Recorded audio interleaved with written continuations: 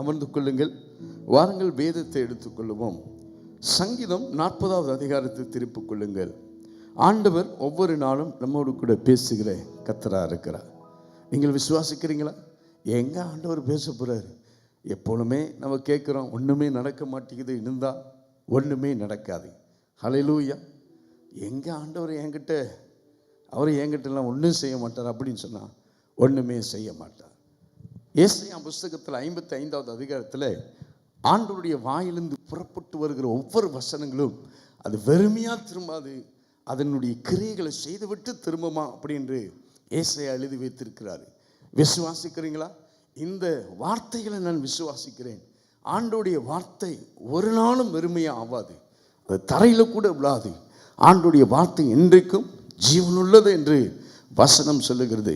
வானம் பூமி ஒளிந்து போகும், ஆனால் ஆண்டோடைய வார்த்தை ஒரு நாளும் ஒளிந்து போகாது. ஆகையால் ஆண்டவரே, இந்த மாலை வேளையிலே இந்த வசனங்கள் நிமித்தம் என்னோடு கூட பேசுங்க. பிரியமானவர்களே, சங்கீதம் 40 சங்கீதக்காரர் இப்படியா சொல்கிறார், கர்த்தருக்கு காத்திருங்க. Wait upon the Lord. எதையோ காத்திருக்கிறோம் பிரியமானவர்களே.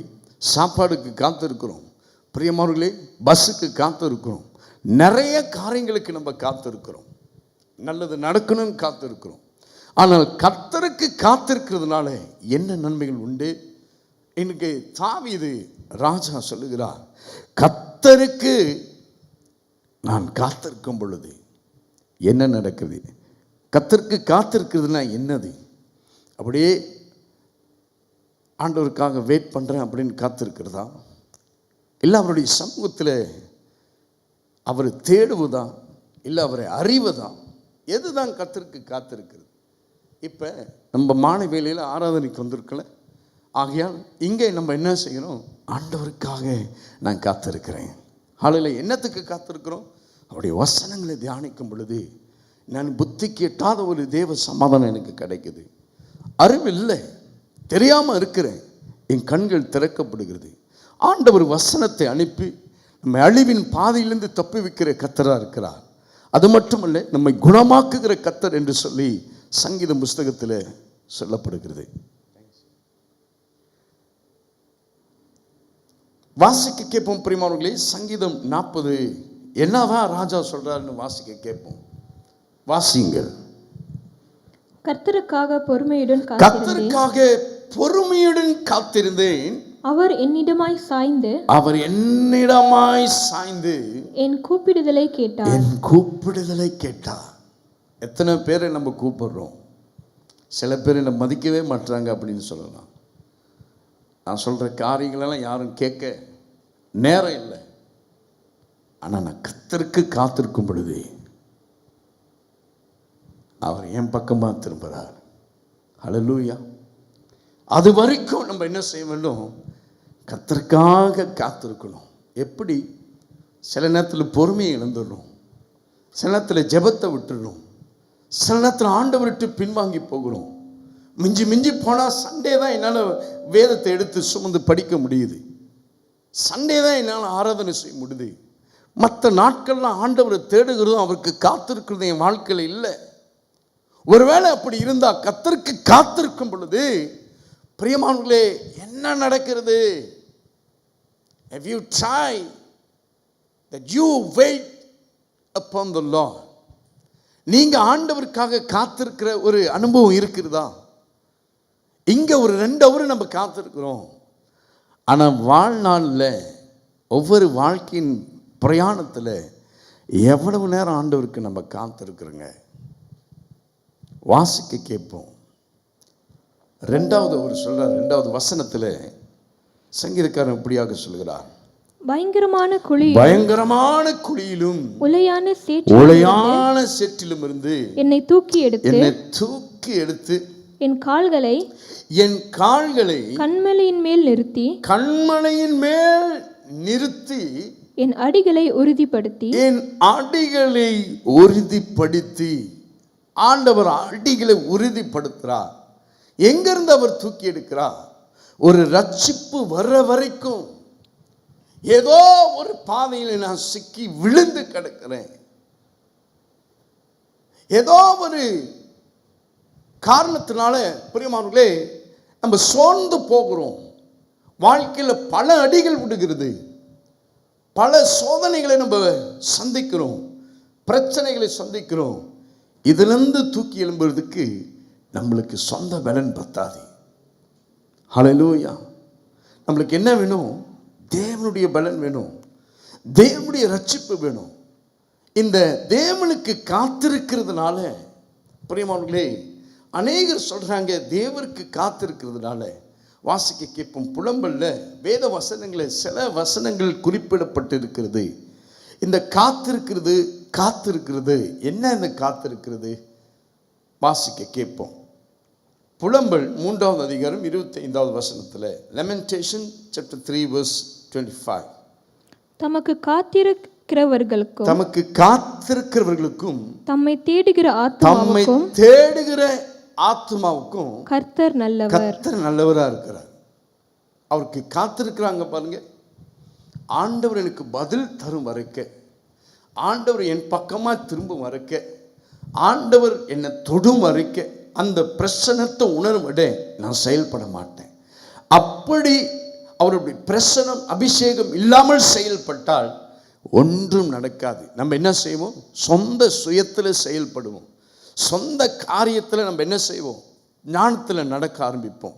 அது அடுத்து என்ன வரும்? அடிக்கு மேலே அடி வருகிறது, தோல்வி வருகிறது. ஆகையால் இங்கே அவர் சொந்த முயற்சி, சொந்த சித்தத்தில் சொந்த முயற்சி எடுத்ததுனால படுகுழியில் விழுந்துட்டார். அப்போ அந்த படுகுழி விழுவதற்கு அவர் என்ன செய்தார்? அதிலிருந்து வெளியே வர்றதுக்கு நான் ஆண்டவர் கையை தான் எதிர்பார்க்குறேன்.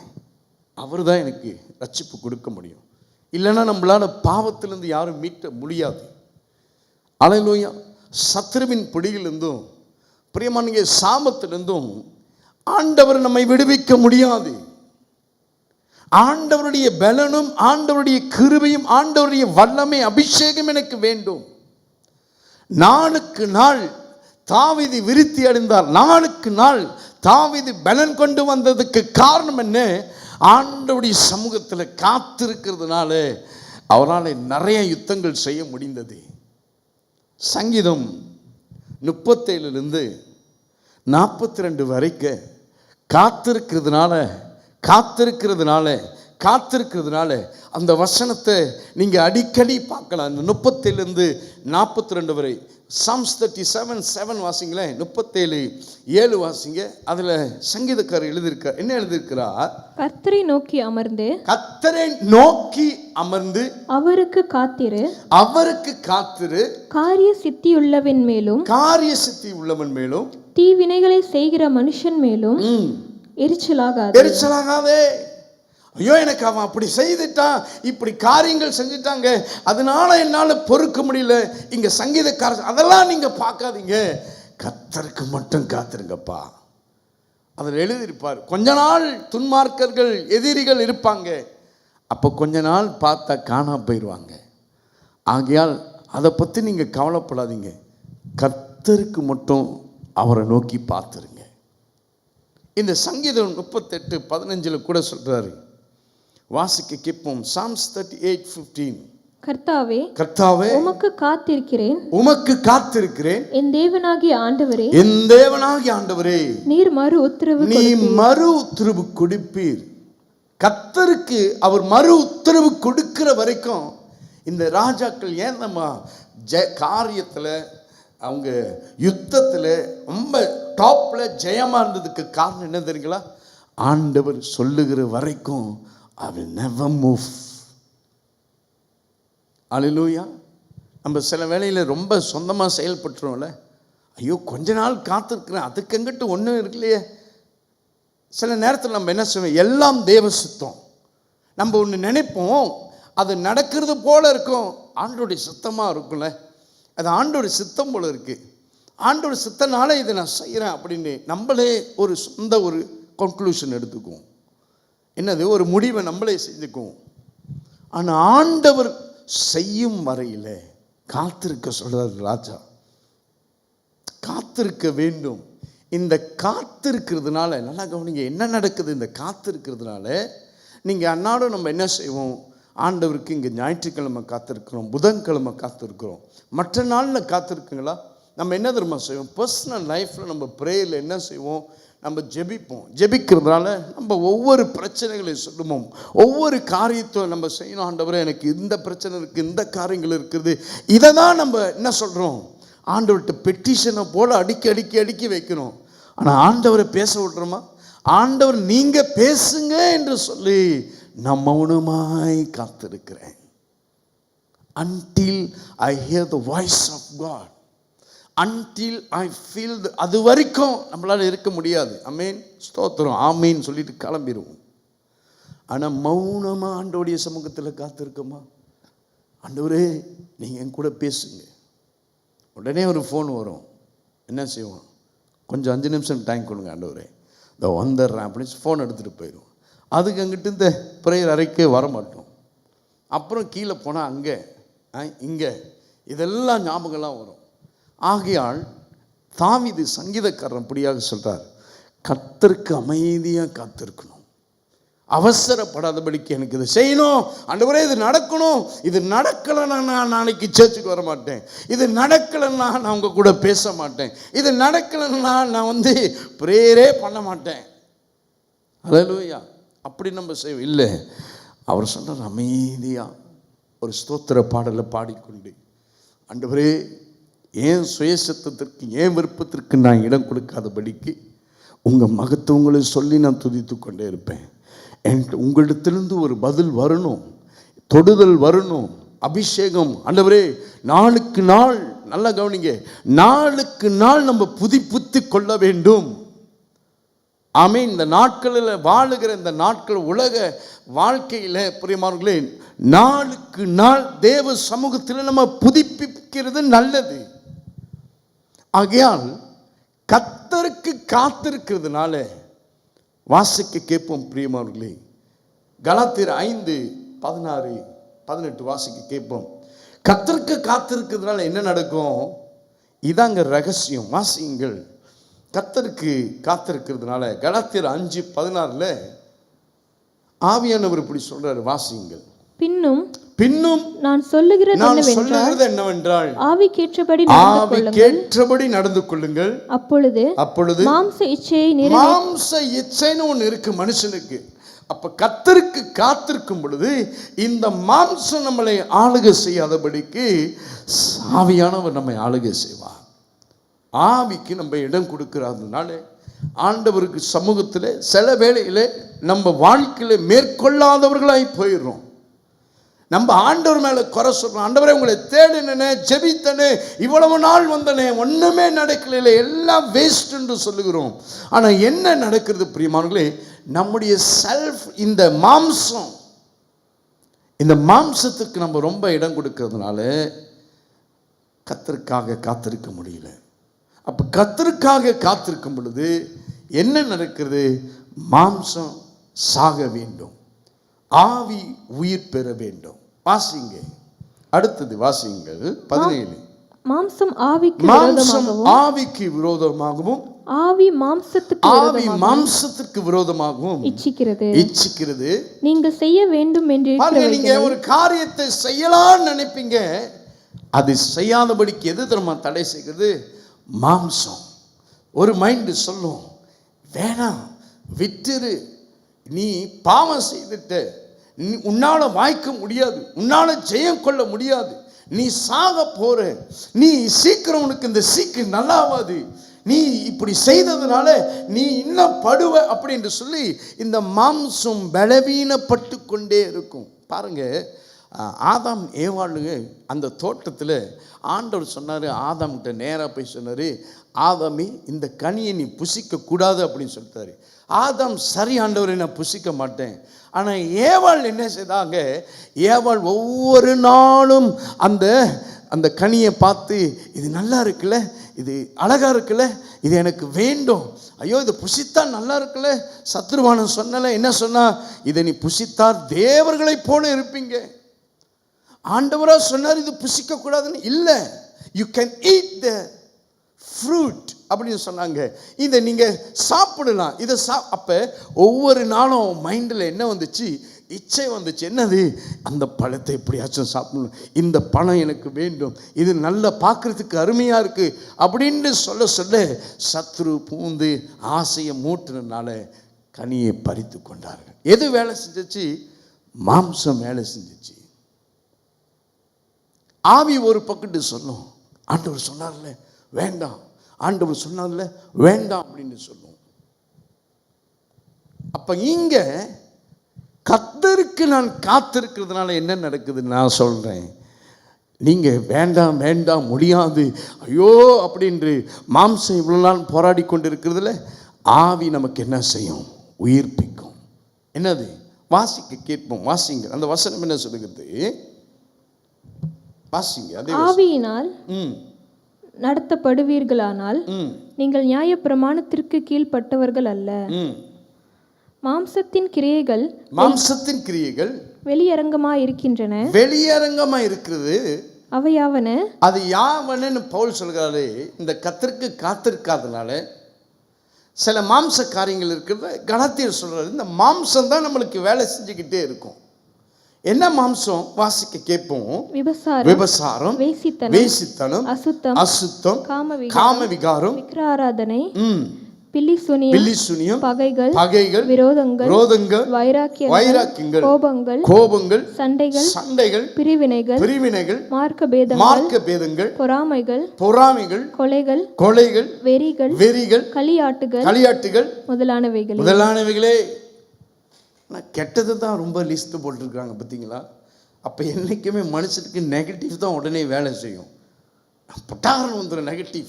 இதை செய்ய அவங்க அந்த மாரி ஏசிட்டுனால, அவங்க இந்த மாரி பேசிட்டனால மூஞ்ச கொஞ்சம் திருப்பாத, ஏசுது, சண்டை போடு, இதெல்லாம் மாம்சம் சொல்லிக்கொண்டே இருக்கும், கோபப்படு அப்படின்னு.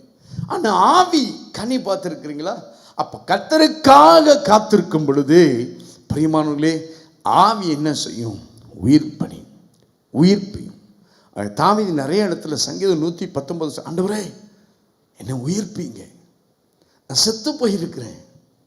அப்போ நம்மளுக்கு சில வேளையில் பிரியமான உணர்வே இல்லாமல் இருக்கும். ஆண்டவர் பிரசன்னத்துக்கு ஏண்டா போகணும் இருக்கும், ஏண்டா ஜெபிக்கணும்னு இருக்கும், ஏண்டா ஆண்டவர் தேடணும்னு இருக்கும். ஏன்? மாம்சத்தில் நிறைந்திருக்கிறதுனால, ஆண்டவருக்கு காத்திருக்கிறதுனால ஆவி உயிர்ப்பிக்கும். ஆமென். அல்லேலூயா. சங்கீதம் 42 வாசிங்களேன். Psalms 40 verse 2.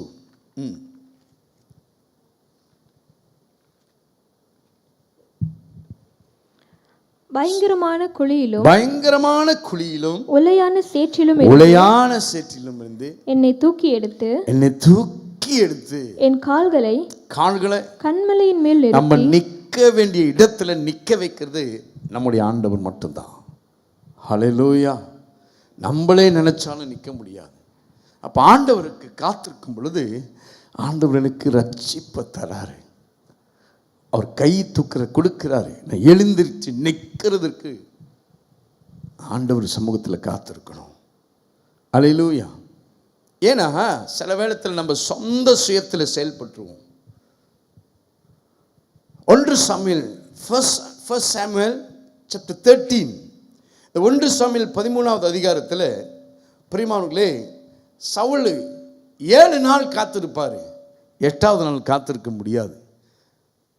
எப்பொழுதும் ஒரு யுத்தத்துக்கு போறனா, ஒரு காரியம் செய்ய வேண்டும்னால் ஆசாரியன் அல்லது தீர்க்கதரிசி வந்து என்ன செய்யணும்?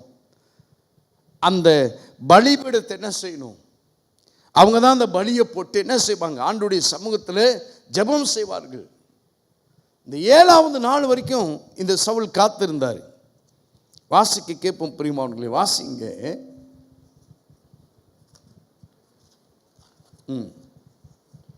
1 Samuel chapter 13 verse 8 வாசிங்களே.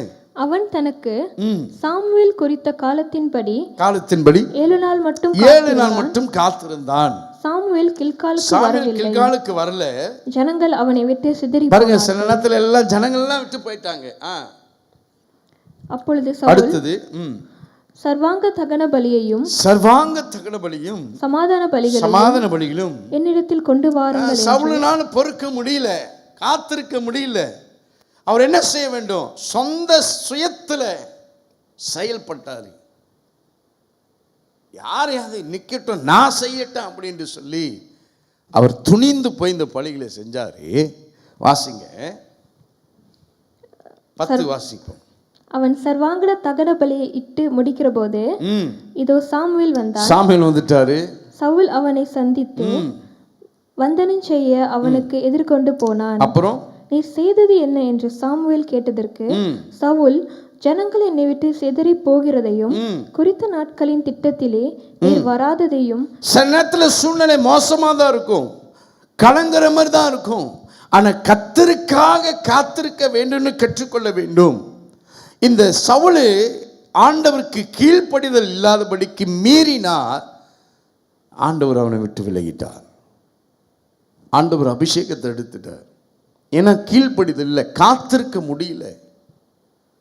தாவீதுக்கும் சவுலுக்கும் நிறைய வித்தியாசங்கள் இருந்தது. ஆனால் தாவீது என்ன செய்தார்? ஒவ்வொரு நிமிஷம், ஒவ்வொரு நாட்களும் சந்திக்கிற பிரச்சனைகளாக இருந்தாலும், எதிரிகளாக இருந்தாலும், துன்மார்களாக இருந்தாலும், எந்த எனிமியாக இருந்தாலும், போர் வந்தால் கூட ஒவ்வொரு நாளும் ஓடி போய் ஆண்டோடைய சமூகத்தில், ஆண்டவரே நீங்கள் என்ன சொல்ல விரும்புகிறீங்க, ஆண்டவரே நீங்கள் என்ன செய்ய விரும்புகிறீங்க, நீங்கள் சொல்லும் மட்டும், நீங்கள் எனக்கு பதில் கொடுக்கும் வரை மட்டும் இந்த யுத்தத்தை நான் போக மாட்டேன் ஆண்டவரே. அந்த தண்டை நான் தொடர்ந்து போக மாட்டேன், அந்த தண்டுக்குள்ளே நான் கூற மாட்டேன், அந்த எதிரிகளுக்கு சண்டை போட மாட்டேன். ஆண்டவர் என்ன சொல்லுவார் என்று சொல்லி கர்த்தருக்காக காத்திருக்கிற ஒரு நல்ல பழக்கம் இந்த சங்கீதக்காரர்கள் இருந்தது. என்னது?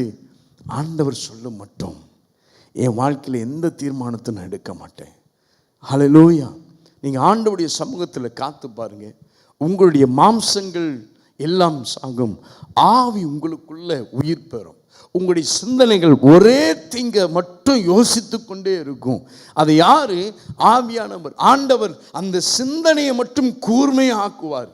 சில நேரத்தில் நமக்கு அறியாததும் எட்டாததுமான சில காரியங்கள் நம்முடைய வாழ்க்கையில் அலமோதி கொண்டிருக்கும் பொழுது இப்படியாக கர்த்தருடைய சமூகத்தில் காத்து பாருங்க, உங்களுடைய சிந்தனைகளை ஆண்டவர் நேராக்குவார், உண்மையா ஒரு மனதாய் மாற்றுவார். சில நேரத்தில் இந்த சிந்தனைகள் அலைப்பாயும், மாம்சம் ஒரு பக்கத்து சொல்லும், ஆவி ஒரு பக்கத்து சொல்லும், போராட்டமாக இருக்கும். அதனால தான் பவுல் சொல்கிறார், இரத்தத்தோடு கூட மாம்சத்தோடு கூட உங்களுக்கு யுத்தம் செய்யாதீங்க.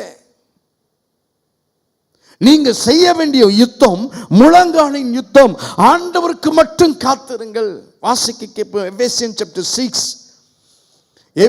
எபேசியர் 6வது அதிகாரத்தை நீங்க எடுத்துக்கொள்ளுங்கள். அங்கே கூறப்படுகிறது என்ன? 12வது வசனத்தில் சொல்லப்படுகிறது, வாசியுங்கள். ஏனெனில் மாம்சத்தோடும் இரத்தத்தோடும் அல்ல துரைத்தனங்களோடும் அதிகாரங்களோடும் இப்பிரபஞ்சத்தின் அந்தகார லோகாதிபதிகளோடும் வான மண் உலகங்களில் உள்ள பொல்லாத ஆவிகளின் சேனைகளோடும் நமக்கு போராட்டம். ஆண்டவருக்கு நம்ம காத்திருக்குதுன்னா நம்முடைய போராட்டம் எப்படிதான் இருக்கும்? மாம்சத்தோடு கூட, மனுஷனுக்கும் மனுஷனும், ரத்தத்தோடு ரத்தம், அடிப்பிடி, சண்டை, இப்படிதான் நம்முடைய ஆத்மா போராடி கொண்டு இருக்கும். வருத்தப்படுவோம், கவலைப்படுவோம், நம்ம சிந்தனைகள் சரியா இருக்காது, தூக்கம் வராது. இப்படியாக என்ன செய்வோம்? நம்மளே சொந்தமா போட்டி குழம்பிக் கொண்டே இருப்போம். ஏன் இது நடக்கலை, ஏன் இப்படி நடக்குது, நான் என்ன செய்யணும்? நம்ம சொந்த திறமையில் என்ன செய்வோம்? செயல்பட விரும்புவோம். ஆனால் கர்த்தருக்கு காத்திருக்கும் பொழுது ஆண்டவர் சொல்றார், நீங்கள் சும்மா இருப்பீர்கள், ஆனால் ஆண்டவர் உங்களுக்காக யுத்தம் செய்வார். ஹல்லேலூயா. சும்மா இருக்கிறதுனா சும்மா இருக்கிறது இல்லை, ஜெபித்தில் ஆண்டவர் நோக்கி, ஆண்டவரே, அப்போ உள்ள ராஜாக்கள்லாம் எப்படி தெரியுமா காத்திருப்பாங்க? ரட்டு உடுத்தி உபவாசம் எடுத்து, ஆண்டவர் ஏதாச்சும் செய்ய வரையும் நான் காத்திருக்கேன். ஆண்டவரே, என் வாழ்க்கையில் நான் சும்மா இருக்க முடியாது, இப்படியே என் வாழ்க்கை போய் கொண்டிருந்தா இது சரியா முடியாது. ஆண்டவரே, நீங்கள் எதையாச்சும் செய்ய வேண்டும் என்று உங்களுக்காக நான் காத்திருக்கேன். ஆண்டவரே செய்யுங்க, ஆண்டவரே ஏதாச்சும் செய்யுங்க விரும்புகிறாங்க, பிரயாசப்படுறாங்க. அதான் கர்த்தருக்கு காத்திருக்கிறது. ஜெபிக்கலாங்க, வசனத்தை அறிக்கை செய்யலாம், வாக்கு தத்தங்கள் இருக்கிறது. ஆனால் சம்திங் மஸ்ட் ஹேப்பன். ஆண்டவர் என்ன செய்ய முடியும்? நம்மோடு கூட இடைப்படுவதற்கு பதில் வர வரைக்கும் நான் காத்திருக்கிறேன். ஆண்டவரே,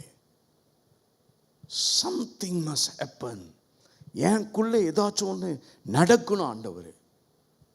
அப்படி காத்திருக்க முடியுமா? அதான் காத்திருக்கிறது. ஹல்லேலூயா. 1 கொரிந்தியர் 9வது அதிகாரம் 1 Corinthians chapter 9 verse 27 பவுல் சொல்கிறார், நான் என்னை ஒடுக்க வேண்டும். அதான் காத்திருக்கிறது. சாப்பிடக்கூடாது. தேவ சமூகத்தில் ஒரு 2 hour 3 hour 4 hour ஆண்டவரே, எத்தனை நேரம்லாம் நம்ம செலவழிக்கிறோம், எங்கெங்கேயோ செலவிக்கிறோம். ஆண்டவருடைய சமூகத்தில் மட்டும் நம்ம செலவழிக்காமல் இருக்கிறதுக்கு காரணம் நம்முடைய மாம்சம்தான். ஒரு வாட்டி ஆண்டவருடைய சமூகத்தில் போய் உட்கார்ந்துட்டீங்க, நம்முடைய சொந்த பேச்சை பேசாதபடிக்கு, சொந்த காரியங்களை சொல்லாதபடிக்கு, குடும்பத்தை காரியம் இதெல்லாம் சொல்லாதபடிக்கு, இதெல்லாம் ஒதுக்கிட்டு உங்களை மட்டும் நான் பார்த்துருக்கேன். ஆண்டவரே, எனக்கு இதான் வேணும். ஒரு தேவ பிரசனை என்னை நிரப்புகிறத நான் பார்க்கணும். ஆண்டவர் நீங்கள் பேசுகிறத நான் கேட்கணும். ஆண்டவர் அது மட்டும் ஒவ்வொரு நாளும் உங்கள் சமூகத்துக்கு தவறாமல் நான் நிற்பேன் ஆண்டவர். அதனால தான் தாவீது சொல்கிறதாக, கர்த்தரை நான் எப்பொழுதும் எனக்கு முன்பாக வைத்திருக்கிறேன். காரணம், அப்பதான் என்ன சரியான டைரக்ஷனில் நான் போக முடியும். ஏன்? ஒவ்வொரு நாளும் ஆண்டவருடைய சமூகத்தில் போய் நிற்பேன். ஆண்டவரே, இன்னைக்கு நான் என்ன செய்யணும்? ஆண்டவரே, நான் செய்ய வேண்டிய காரியங்கள், ஆண்டவரே, எனக்கு உண்டான வேதனைகள், எனக்கு உண்டான பிரச்சனைகள் இதெல்லாம் ஒதுக்கிட்டு எனக்கு நீங்கள் உங்கள் பலத்தினால் இடை கட்ட முடியுமா? ஆண்டவர், நீங்கள் என்ன நிரப்ப முடியுமா? எனக்கு நீங்கள் தான் எனக்கு நிற்கணும் அப்படின்னு கர்த்தருக்கு முன்பாக அவர் நின்று கொண்டே இருந்தார். ஹல்லேலூயா. பிரியமானவர்களை, வாசிக்க கேட்போம். 1 Corinthians chapter 9 verse 27. 1 Corinthians chapter 9 verse 27. மற்றவர்களுக்கு பிரசங்கம் பண்ணுகிற நான் தானே ஆகாதவனாய் போகாதபடிக்கு என் சரீரத்தை ஒடுக்கி கீழ்ப்படுத்தினேன். But I discipline my body and bring into the subjection, lest when I have preached to others, I myself should become disqualified. நான் ஆகாதவன் போகாதபடிக்கு ஏன் சரீரத்தை ஆகாதவனாய் நான் என்ன செய்கிறேன்? ஒப்பு கொடுக்கிறேன், ஒடுக்குகிறேன். அதான் காத்திருக்கிறது. அல்லேலூயா.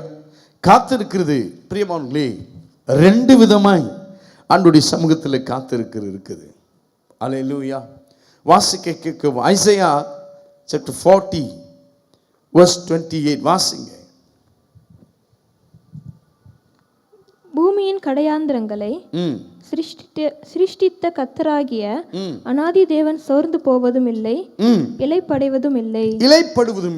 இதை நீ அறியாயோ? இதை நீ கேட்டதில்லையோ? அவருடைய புத்தி ஆராய்ந்து முடியாதது. சோர்ந்து போகிறவனுக்கு அவர் பலன் கொடுத்து, அவர் என்ன செய்கிறார்? சோர்ந்து போய் கிடக்கிற ஆத்துமாவுக்கு, யாரா இருந்தாலும் பிரச்சனைகள், சூழ்நிலைகள் ரொம்ப சோர்ந்து போயிருக்கிறாங்களே, ஆண்டவர் சொன்னார் அவருக்கு பலன் கொடுக்க முடியும். ஹல்லேலூயா. சம்டைம்ஸ் நீங்கள் எவ்வளோ என்கரேஜ் பண்ணி பாருங்க, அவங்கள மறுபடியும் அந்த நிலைமைக்கு கொண்டு வர முடியாது. ஹல்லேலூயா. ஆனால் ஆண்டவர் சொல்றாரு அந்த பலன் என்னால் கொடுக்க முடியும் அப்படி. வாசிங்க, என்னது இந்த வசனத்தை வாசிக்க கேட்போம். சோர்ந்து போகிறவனுக்கு அவர் பலன் கொடுத்து சத்துவம் இல்லாதவனுக்கு சத்துவத்தை பருக பண்ணுகிறார். அடுத்தது, இளைஞர் இளைப்படைந்து சோர்ந்து போவார்கள். நான் பாருங்க, வாலிப ரத்தம் தான். ஆமென். இந்த 16 வயசுலேருந்து இந்த 18, 20, 22 வயசு யங்கான பிளட், அந்த மாரி ஒரு எக்ஸ்பீரியன்ஸ் பண்ண ஆளுக்கு தான் தெரியும். களைச்சே போக மாட்டாங்க.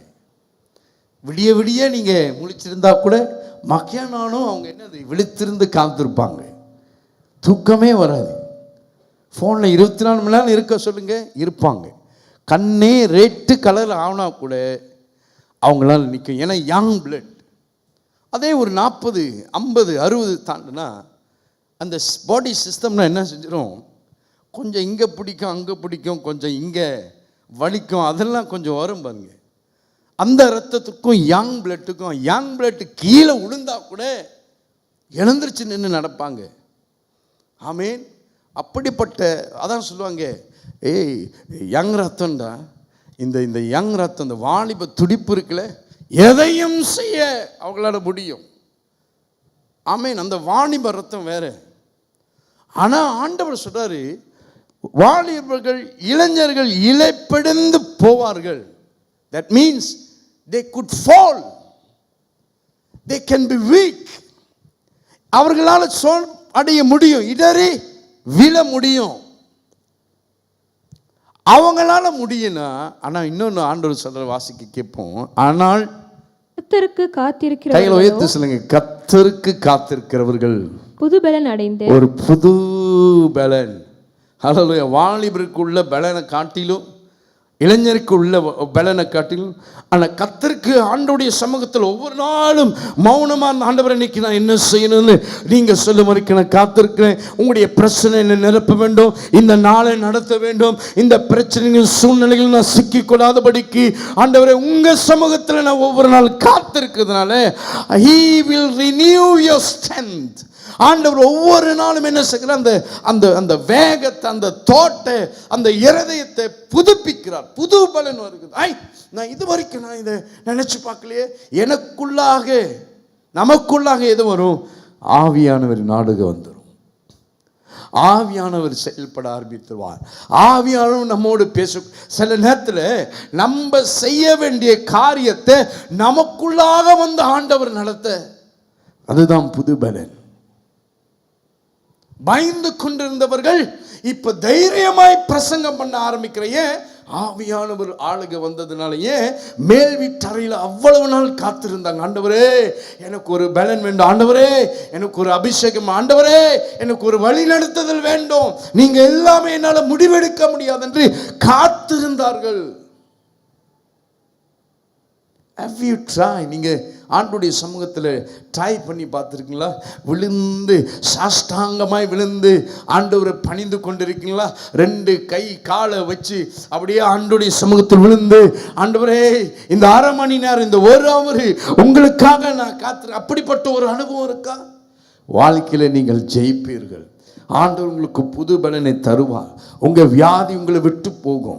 ஆண்டவருடைய சமூகத்தில் காத்திருக்கிறதுனால சங்கீதக்காரர் சொல்றாரு, இந்த காத்திருக்கிறதுனால எனக்கு ஆண்டவர் ஒரு புது பலன் கொடுத்துட்டாரு. ஹல்லேலூயா. பாருங்க, ஹீப்ரூல 2 வார்த்தை இருக்குது, அடிக்கடி சொல்லுகிற வார்த்தை. Wait upon the Lord. In Hebrew they say யஹால். யஹால்னு சொல்லுவாங்க. ஹீப்ரு எனக்கு ரொம்ப பிடிக்கும். ஏன்னா துப்புவாங்க, அந்த வார்த்தையே வராது. அப்படின்னு சொல்ல விளங்கவே விளங்காது. ஆனால் இங்கே யஹால் அப்படின்னு சொல்கிறாங்க. அதுக்கு அர்த்தம் simply to wait. Simply to wait. காத்திருக்காங்க. 2 விதமாக இருக்குது. ஒன்று, வெயிட். எனக்கு தெரியும் ஒரு நல்ல காரியம் நடக்கும், அது வரைக்கும் நான் கவலைப்பட மாட்டேன், காத்திருக்கிறேன். நோவா ஆக்கு இருக்குல்ல, 40 நாட்கள் மழை பெய்து உலகமே ஜனங்கள் எல்லாம் அழிந்துட்டாங்க. நோவா குடும்பத்தை மட்டும் பேழையில் இருக்கிறது.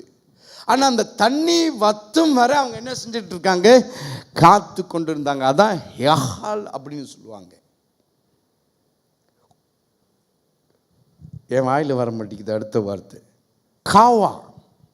இந்த காவா அப்படி என்பது பிரியமானவர்களே, அது டு ரிலீஸ் டென்ஷன்ஸ்.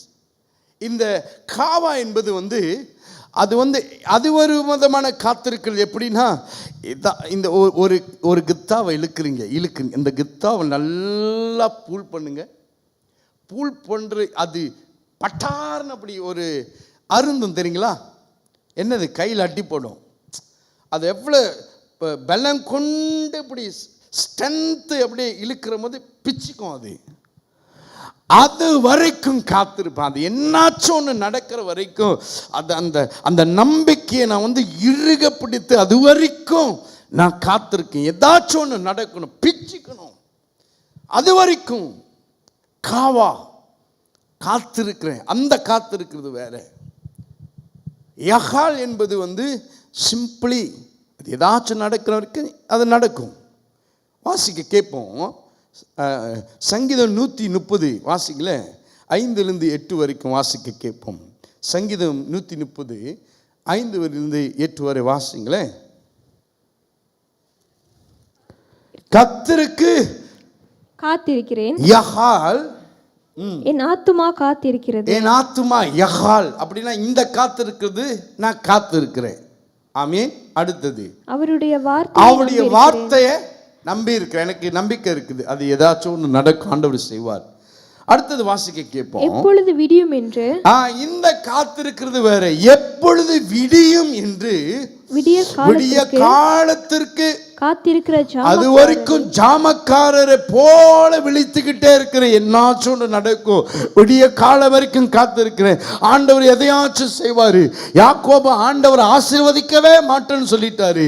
ஆண்டவர் அவன் ஏசாவனை கொன்று போடும் வரைக்கும் அவன் அழிந்து கொண்டிருக்கும் பொழுது தப்பித்து ஓடுறாரு. லாபானுக்கு மாமா கிட்ட ஓடுறாரு. அது வரைக்கும் ஒரு கல்லு வச்சு தலையில மாட்டில் படுத்து கொண்டிருந்த யாக்கோபு ஆண்டவர் அவரை சந்தித்தார். ஆண்டவர் சட்டம் என்ன ஆசீர்வதிக்கவே மாட்டேன்னு சொன்னாரு. ஆண்டவர் ஆசீர்வதிக்க வரைக்கும் விடிய காலம் வரைக்கும் ஆண்டவர் பிடித்து கொண்டே. ஆண்டவரே, நீங்க என்ன ஆசீர்வதிக்காவிட்டால் நான் காலையே விட மாட்டேன். அது வரைக்கும் காத்திருந்தார். தட் இஸ் கால் காவா. அப்படின்னா அது வரைக்கும் நான் ஆண்டவர்கிட்ட நான் ஹோல்ட் பண்ணியிருக்கேன். என்னோட ஃபெய்த்தை நான் விடல. எனக்குண்டு பாருங்க, அப்படி காத்திருக்கிறது ஒரு ஃபெய்த் நமக்குள்ள உருவானது. ஆண்டவர் எனக்கு செய்வார் என்று எனக்கு தெரியும். Expecting something that God will do for us. ஆண்டவர் அது வரைக்கும் அதான் என்ன சொல்லுவாங்க, காவா, டென்ஸ் எக்ஸ்பெக்டேஷன் சொல்லுவாங்க. அது வரைக்கும் அந்த ப்ரெஷர் நம்மளை என்ன செஞ்சோம், காத்திருக்க அழித்து கொண்டே இருக்கும். இல்லை, விடாத, நில்லு, இதுதான் உன்னுடைய காலம், இதுதான் நீ எழுந்திருக்கணும். ஆண்டவர் ஏதாச்சும் ஒன்று உனக்காக செய்வார். அது வரைக்கும் ஆண்டவருடைய சமூகத்தில் நான் மௌனமாய் காத்திருக்கிறேன். சங்கீதம் 39, Psalms 39 verse 7 வாசிங்க. Psalms 39:7 அதுல சொல்றாரு, இப்பொழுதும் ஆண்டவரே நான் எதற்கு எதிர்பார்த்திருக்கிறேன், நீரே என் நம்பிக்கை, நீரே என் கவா. யாரு? நீரே என் கவா. அப்படின்னா நானே அந்த டென்ஸ் எக்ஸ்பெக்டேஷன் எதிர்பார்த்து கொண்டிருக்கிறேன். நீங்க மட்டும்தான் என்னுடைய நம்பிக்கை, வேற எந்த நம்பிக்கையும் இல்லை ஆண்டவரே. ஹல்லேலூயா. பிரியமானவர்களே, ஏதாச்சும் ஒன்று நடக்கட்டும் அப்புறம் பார்த்துக்கும், அப்படி இல்லை. ஏதாச்சும் ஒன்று நடக்கணுன்று நான் காத்துக்கொண்டே இருக்கிறேன். ஆண்டவரே, ஏதாச்சும் நடக்கணும். அது வரைக்கும் நான் ஜெபத்தை நிறுத்த மாட்டேன். அது வரைக்கும் ஆண்டவரே ஒரு ஒரு ஒரு மூவ்மெண்ட், ஒரு ஒரு ஒரு ஒரு ஒரு என்கவுண்டர், ஆண்டவரே ஒரு தொடுதல், சம்திங் நீட் டு ஹேப்பன். ஆண்டவரே, அது வரைக்கும் நான் என் ஜெப அறையை விட்டு ஆண்டவரே நான் விலக மாட்டேன், காத்திருக்கிறேன். காலையிலும் காத்திருப்பேன், மாலையிலும் காத்திருப்பேன். அதுவரையும் காத்திருந்தனால பிரியமானவர்களே, தாவீது சொல்றாரு, சங்கீதத்தில் 40 சொல்றாரு, ஆண்டவர் என் பக்கத்து திரும்பிட்டாரு. திரும்பாத ஆண்டவர் இவ்வளவு நாள் திரும்பல. அந்த முழங்காலில், அந்த ஜெபத்தில், அந்த ஆண்டவருடைய சமூகத்தில், அந்த மௌனத்தில் இருக்கும் பொழுது ஆண்டவர் தன்னிடம் பக்கம், அவர் கண்ணு வேற எங்கேயும் போல. அந்த காத்திருக்கிறது அவ்வளோ பவர். இது ஆண்டவரை ஈர்க்க செய்தது. அவர் சொல்ல, கர்த்தர் பொறுமையுடன் காத்திருந்தேன். பரவாயில்ல, 1 மாதம் ஆயிடுச்சு, 2வது மாதம் ஆயிடுச்சு.